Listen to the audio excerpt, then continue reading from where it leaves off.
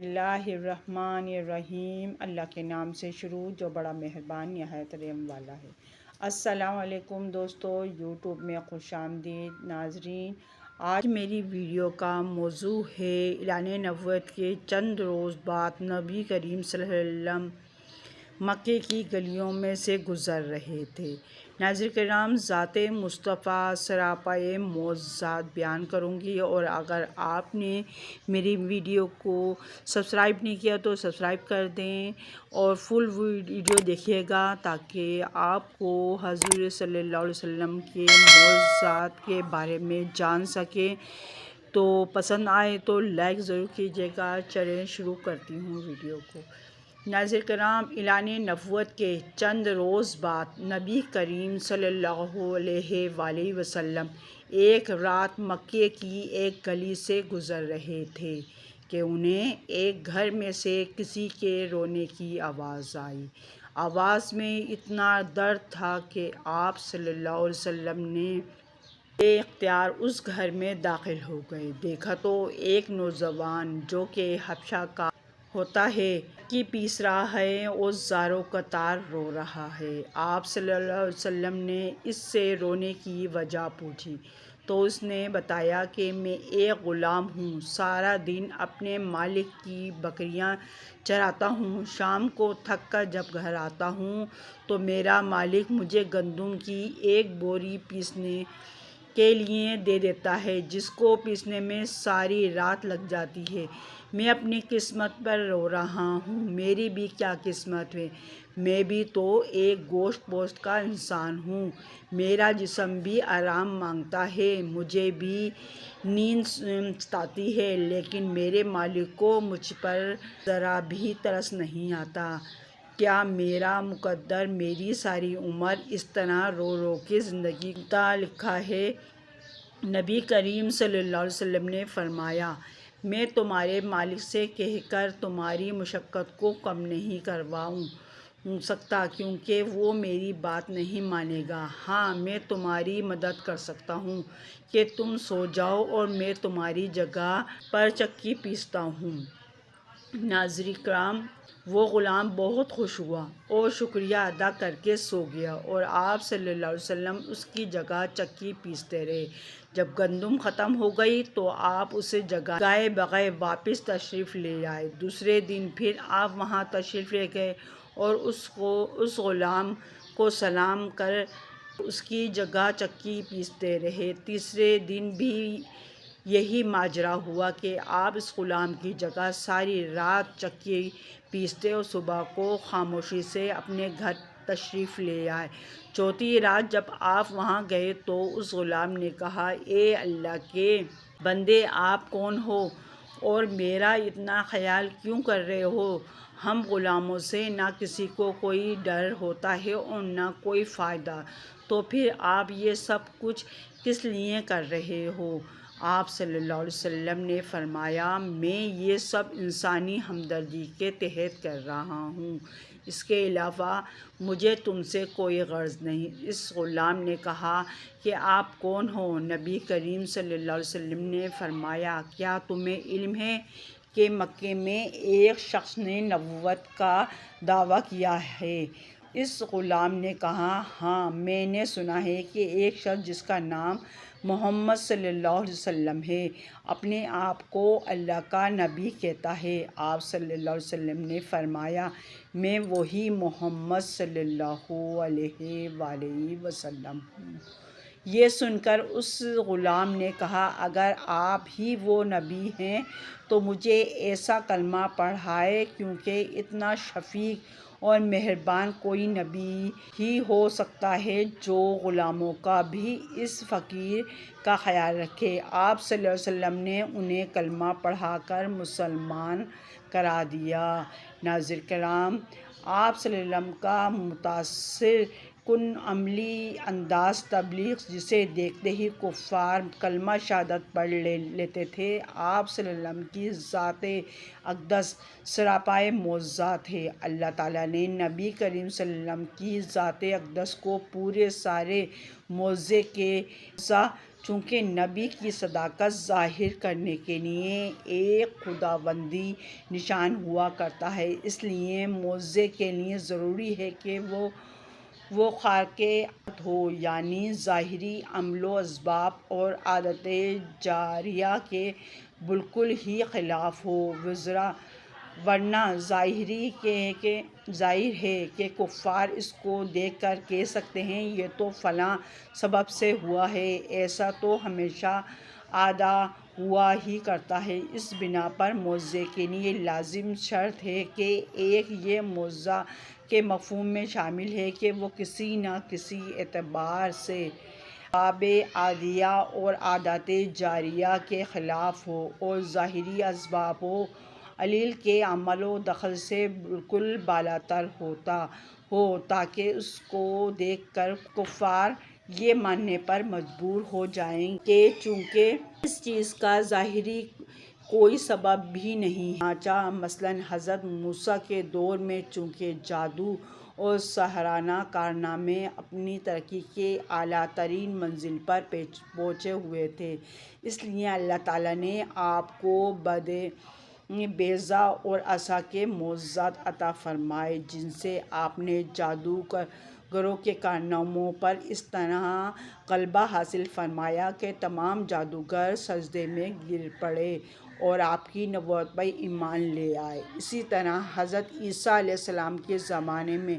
علم طب انسانی معراج ترقی پر پہنچا ہوا تھا اور اس دور کے طبیبوں اور ڈاکٹروں نے بڑھتے امراض کا علاج کر کے اپنی فنی مہارت سے تمام انسانوں کو محصور کر رکھا تھا۔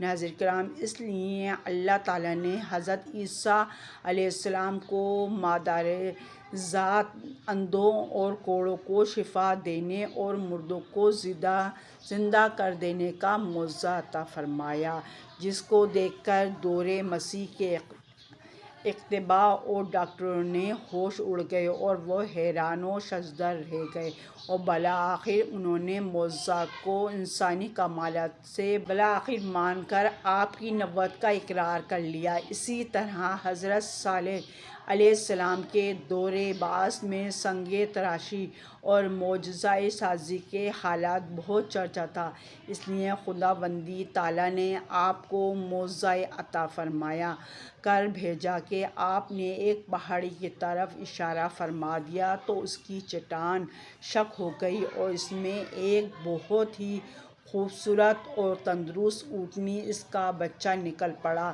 آپ نے فرمایا یہ اللہ کی اونٹنی ہے جو تمہارے لیے معجزہ بن کر آئی ہے۔ ناظرین کرام، حضرت صالح علیہ السلام کی قوم آپ کا یہ معجزہ دیکھ کر ایمان لے آئی۔ الغرض اسی طرح ہر نبی کو اس دور کے ماحول کے مطابق اور اس کی قوم کے مزاج اور اس کی افتا و طبع کے مناسبت سے کسی کو 2 اور کسی کو اس سے زیادہ معجزات ملے۔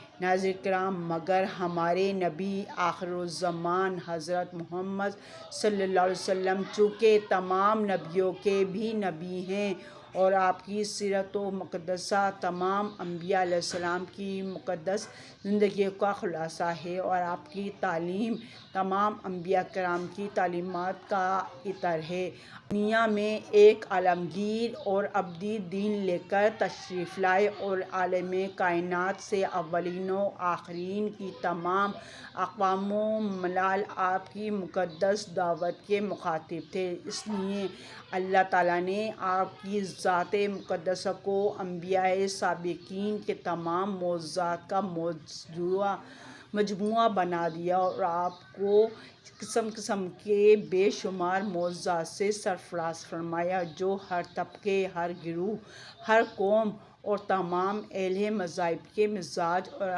عقل و فہم کے لیے ضروری تھے۔ اسی لیے آپ کی صورت، آپ کی سیرت، آپ کی سنت و شریعت، آپ کے اخلاق و اطوار اور معاملات زندگی میں آپ کی ذات و صفات پر ہر ادا کرام آپ کے اخلاق و اطوار اور معلومات زندگی میں آپ کی ذات و صفات کی ہر ادا، ایک بات اپنے دامن میں معجزات کی دنیا لیے ہوئے ہے۔ آپ پر جو کتاب نازل ہوئی وہ آپ کا سب سے بڑا اور قیامت تک رہنے والا ابدی معجزہ ہے۔ آپ کے معجزات عالم اعلیٰ اور عام اسفل کی کائنات میں اس طرح جلوہ فگن ہوئے کہ فرش سے عرش تک آپ کے معجزات کی عظمت کا ڈنکا بج رہا ہے۔ روئے زمین پر جمادات و نباتات، حیوانات کے تمام عالموں میں آپ کے طرح طرح کے معجزات کی ایسی باما غیر حکمرانی و سلطنت کا پرچم لہرایا کہ بڑے بڑے منکروں کو بھی آپ کی صداقت و نبوت کے آگے سرنگوں ہونا پڑا، اور مانند کے سوا ہر انسان، خواہ وہ کسی قوم و مذہب سے تعلق رکھتا ہو، اپنے افادات و طبع اور مزاج عقل کے لحاظ سے کتنی منزل بلند پر فائز کیوں نہ ہو، مگر آپ کے معجزات کی کثرت اور ان کی نوعیت و عظمت کو دیکھ کر اس بات پر ایمان لانا ہی پڑا کہ بلا شبہ آپ نبی برحق اور خدا کے سچے رسول صلی اللہ علیہ وسلم ہیں۔ آپ کی یہ روحانی و جسمانی خداداد طاقتوں پر نظر ڈالی جائے تو پتہ چلتا ہے کہ آپ حیات مقدسہ کے مختلف دور کے مہر العقول کارنامے خود عظیم سے عظیم تر معجزات ہیں۔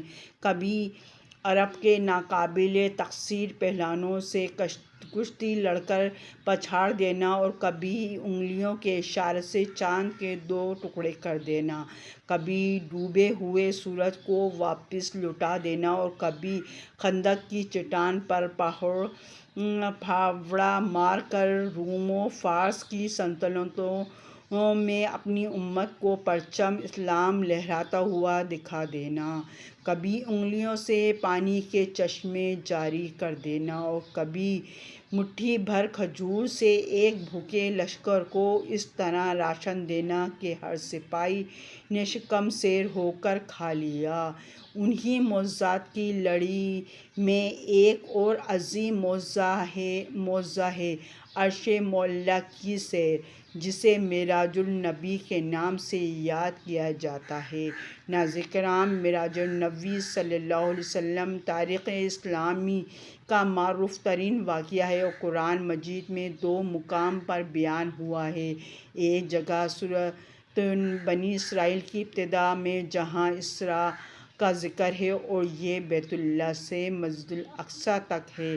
اسے اسراء اس لیے کہا گیا ہے کہ یہ رات کا سفر تھا، اور دوسرے حصے کو معراج کہا جاتا ہے، جس کا ذکر سورہ نجم میں ہے۔ اس معراج سیڑھی کو کہتے ہیں، اور یہ ان الفاظ سے ماخوذ ہے جو رسول کریم صلی اللہ علیہ وسلم نے خود ارشاد فرمائے کہ مجھے آسمان پر لے جایا گیا یا چڑھایا گیا۔ معراج اور اسراء کا مقصد قرآن نے بیان کیا ہے۔ اللہ نے اپنے رسول کو نشانیاں دکھلانا تھیں۔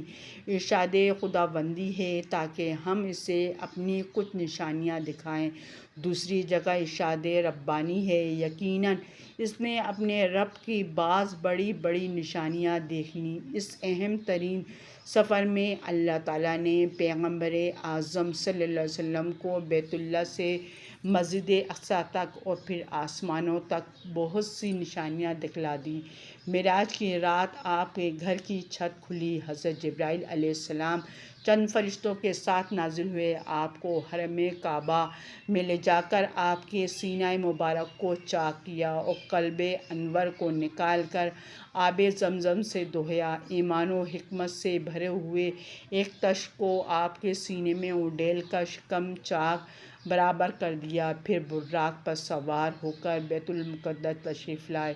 براق کی تیز رفتاری کا یہ عالم تھا کہ اس کا قدم وہاں پڑتا تھا جہاں اس کی نگاہ کی آخری حد۔ ناظرین کرام، بیت المقدس پہنچ کر براق کو اسی حلقے میں باندھ دیا گیا جہاں انبیاء اپنی سواریوں کو باندھا کرتے تھے۔ آپ نے تمام انبیاء اور رسولوں کی امامت کرائی۔ انبیاء کو نماز پڑھانے کے بعد آپ کو آسمان کی سیر کرائی گئی۔ اس موقع پر حضرت جبرائیل علیہ السلام نے آپ کے سامنے شراب اور دودھ کا پیالہ پیش کیا۔ آپ نے دودھ کا پیالہ اٹھا لیا۔ یہ دیکھ کر حضرت جبرائیل علیہ السلام نے کہا، آپ نے فطرت کو پسند فرمایا۔ اگر آپ شراب کا پیالہ اٹھا لیتے تو آپ کی امت گمراہ ہو جاتی۔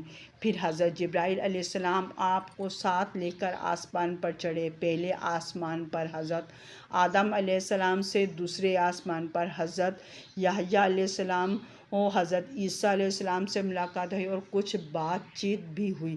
تیسرے آسمان پر حضرت یوسف علیہ السلام، چوتھے آسمان پر حضرت ادریس علیہ السلام، پانچویں آسمان پر حضرت ہارون علیہ السلام اور چھٹے آسمان پر حضرت موسیٰ علیہ السلام سے ملاقات ہوئی، جبکہ ساتویں آسمان پر حضرت ابراہیم علیہ السلام سے ملاقات ہوئی۔ وقت ملاقات پر پیغمبر نے آپ کو خوش آمدید کہا اور صالح پیغمبر کہہ کر آپ کا استقبال کیا۔ پھر آپ کو جنت کی سیر کرائی گئی۔ اس کے بعد آپ سدرۃ المنتہا پر پہنچے۔ اس درخت پر جب انوار الہی کا تو ایک دم اس کی صورت بدل گئی، تو اس میں رنگ برنگ کے انوار کی ایسی تجلی نظر آئی جن کی کیفیتوں کو الفاظ میں ادا نہیں کیا جا سکتا۔ یہاں پہنچ کر حضرت جبرائیل علیہ السلام یہ کہہ کر ٹھہر گئے کہ آپ اس سے آگے میں نہیں جا سکتا۔ پھر حضرت حق جل جلالہ نے آپ کو عرش، بلکہ عرش کے اوپر جہاں تک چاہا بلا لیا اور خلوت گاہ راز میں ناز و نیاز کے وہ پیغام ادا ہوئے جن کی طاقت و نزاکت اللہ کے بوجھ کو برداشت نہیں کر سکتی۔ بارگاہ الہی میں بے شمار عطیات کے علاوہ 3 خاص انعامات مرحمت ہوئے جن کی عظمت کو اللہ اور رسول کے سوا کوئی جان سکتا ہے۔ سورۃ البقرہ کی آخری 3 آیاتوں میں یہ خوشخبری آپ کا ہر وہ شخص جس نے شرک نہ کیا ہو بخش دیا جائے گا۔ نمبر 3، امت پر 85 وقت کی نماز جو بعد میں 500 ہو گئی، مگر تو اب 50 کا ہی ملے گا۔ پھر آپ عالم ملکوت کی اچھی طرح سیر فرما کر آسمان سے زمین پر تشریف لائے اور بیت المقدس میں داخل ہوئے اور براق پر سوار ہو کر مکہ مکرمہ کے لیے روانہ ہوئے۔ راستے میں آپ نے بیت المقدس سے مکے تک تمام منزلوں اور قریش کے قافلے کو بھی دیکھا۔ آپ تمام مراحل کے طے ہونے کے بعد آپ مسجد حرام میں پہنچ کر چونکہ ابھی رات کا کافی حصہ باقی تھا، سو گئے اور صبح کو بیدار ہوئے۔ جب رات کے واقعات کا آپ نے قریش کے سامنے ذکر کیا تو رؤسائے قریش کو بہت تعجب ہوا۔ کچھ بد نصیبوں نے آپ کو جھوٹا بھی کہا۔ بعض نے بیت المقدس کے متعلق سوال کیے جن کا نبی اکرم صلی اللہ علیہ وسلم نے ٹھیک ٹھیک جواب دیا۔ حضرت ابوبکر صدیق نے سب سے پہلے آپ پر یقین اور اعتماد کیا۔ اللہ تعالیٰ کی طرف سے جو فضیلت نبی کریم صلی اللہ علیہ وآلہ وسلم کے حصے میں آئی وہ کسی پیغمبر یا رسول کے حصے میں نہیں آئی۔ ہمارا ایمان ہے اور یہ ایمان قرآن حدیث کی تعلیم پر مبنی ہے کہ اللہ عز و جل نے انبیاء مرسلین میں بعض کو بعض پر فضیلت دی اور حضور سید المرسلین صلی اللہ علیہ وسلم کو ان سب انبیاء مرسلین پر رفعت و عظمت بخشی۔ قرآن کریم کا ارشاد گرامی ہے، بلکہ رسول فضلنا بعض علی بعض، اللہ تعالیٰ رسولوں کو بعض رسولوں پر فوقیت دی ہے۔ بحیثیت رسالت مآب صلی اللہ علیہ وسلم سے پہلے اندھیرا پڑتا جا رہا تھا، امید کی کرنیں دم توڑ رہی تھیں، معاشرتی ناہمواریوں نے کھلتی کلیوں کو کملا دیا تھا، کتنے ہی آنسو دامنوں میں جذب ہو چکے تھے، ماؤں کے کلیجے چھلنی تھے، درندوں نے اپنی ہی بچیوں کو ماؤں کی گودوں میں چھین کر زمین کی گہرائیوں میں زندہ دفن کر دیا تھا، بچیوں کی گھٹتی گھٹتی چیخوں اور مدھم پڑتی نبضوں نے بھی بے رحمی کی پتھروں کو موم کا جگر عطا نہیں کیا۔ آج کھلی کلیوں کو صبح صبح گورے غریبہ کی نظر کرنے والے بے رحم انسان شام کی محفلوں میں درنگیوں کا داستان ہنس ہنس کر بیان کرتے احساس انسانیت پر مر چکا تھا۔ شرک نے عقیدے کی بزم کو ویران کر ڈالا تھا۔ معبود ان باطلا کے آگے جبیں سجدہ ریز تھی۔ حیا کب کی بک چکی تھی، شراب عام تھی، طہارت و عنقا تھی، فکریں میلی تھی، نظر پرگندہ تھی، کردار کی چمک مان تھی، افکار پر برسوں کے گرد نے بسیرا کر رکھا تھا۔ راگو راگئی اور عیش و طرب زندگی کا سرمایہ کہلائے۔ خواتین کو محض تفریح و تباہ کا ذریعہ جانا جاتا۔ بے غیرتی کا دورہ تھا، انسانی کباطار تار تھی، حیوانی خصلتیں تمغہ افتخار تھیں۔ ہر طاقت اور غریب کی عزت کا سوداگر تھا۔ بازار دنیا میں عصمتیں نیلام تھیں، کوئی دکھی دلوں کا سہارا نہ تھا۔ ایسی گھٹی گھٹی فضا میں کائنات انقلاب کو ترس رہی تھی۔ ایسا شکستہ دور عالم انسانیت نے کبھی نہ دیکھا تھا۔ ایسی معاشرتی ناہمواری کبھی وارد نہ ہوئی تھی۔ دنیائے مسکن ظلم بن چکی تھی۔ فضا ایسی بوجھل تھی کہ امن و امان حفیظ۔ یہ نظام قدرت نے اندھیروں کے بعد اجالوں کا دور آتا ہے۔ ظلم بادل چھٹتے ہیں تو اجالوں کی کرنیں نمودار ہوتی ہیں۔ انسانیت کے لیے سب سے محیب دور کیا آیا کہ رب کی رحمت جوش پر آئی۔ ایک ایسی صبح نمودار ہوئی جس نے ساری انسانیت کو نہال کر دیا۔ اسے بھیجا گیا جس کی آمد کا سبھی کو انتظار تھا، جس کے لیے کائنات آراستہ کی گئی تھی، جس کی ذات کے لیے کونین کی تخلیق ہوئی تھی، جس کا آنا انسانیت کا نقطۂ کمال ٹھہرا۔ وہ آئے جن کے بارے میں قرآن کہتا ہے، بے شک ہم نے آپ کو شاید مبشر، نذیر اور اللہ کی طرف دعوت دینے والا روشن چراغ بنا کر بھیجا ہے۔